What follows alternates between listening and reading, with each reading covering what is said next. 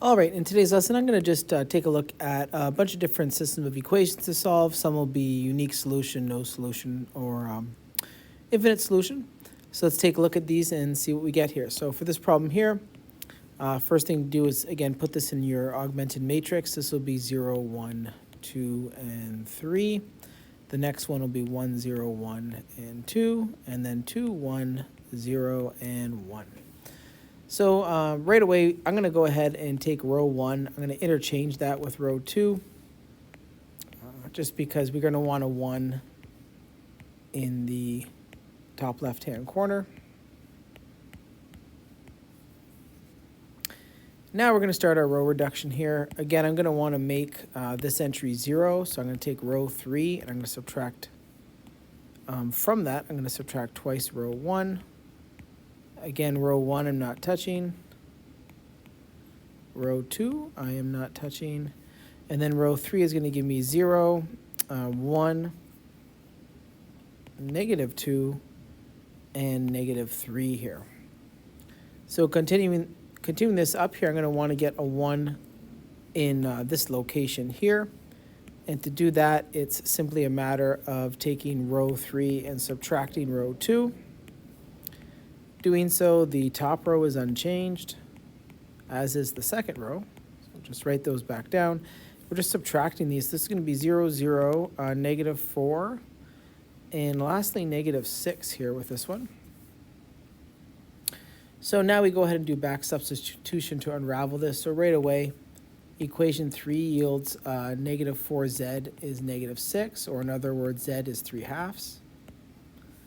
Once I get my answer from that, I'm going to go ahead and move on to the second row. And the second row is going to say I have y.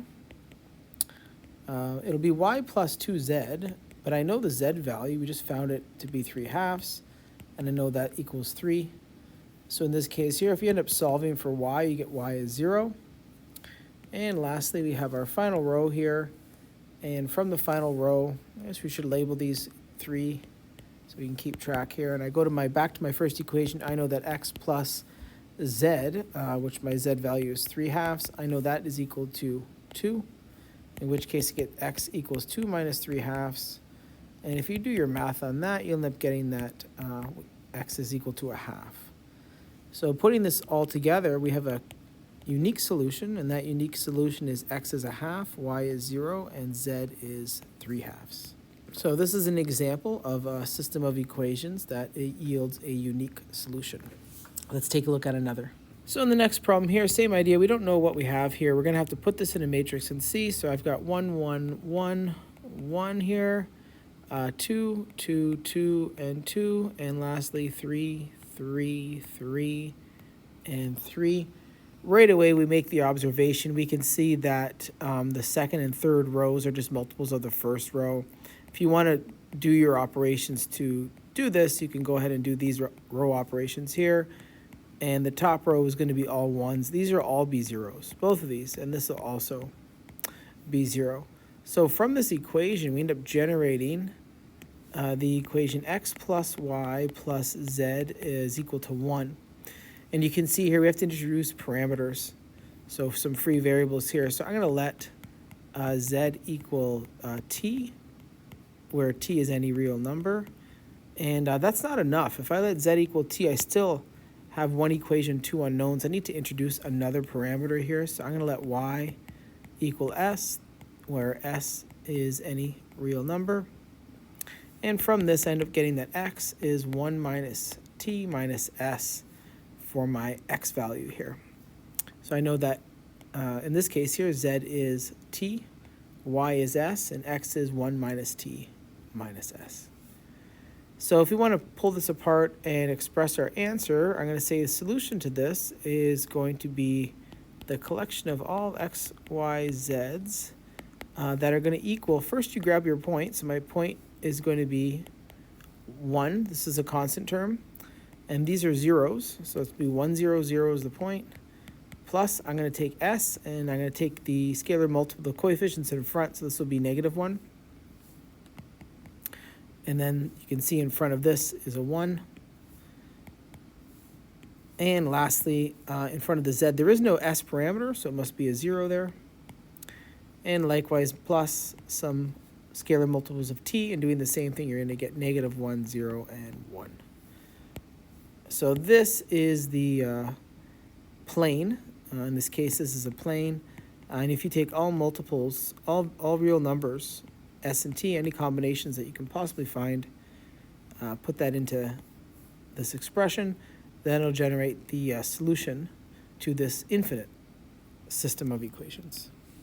All right, let's take a look at another. So for the next one, same idea. We don't know what we have, so right away put it in a matrix.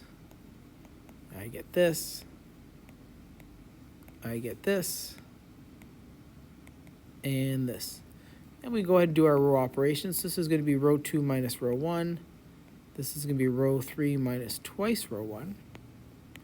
And the top row we didn't touch. Second row is going to be 0, 1, 2, 1. The third row is going to be 0, 1, 2, and 2. All right, once you do your row reduction here, again, the top row I'm not touching. You get 1, 1, 1, 1. The second row not touching. You get 0, 1, 2, 1. And now taking row 3 minus row 1, I get 0, 0, 0, and 1. And as soon as that happens, we have a problem right here.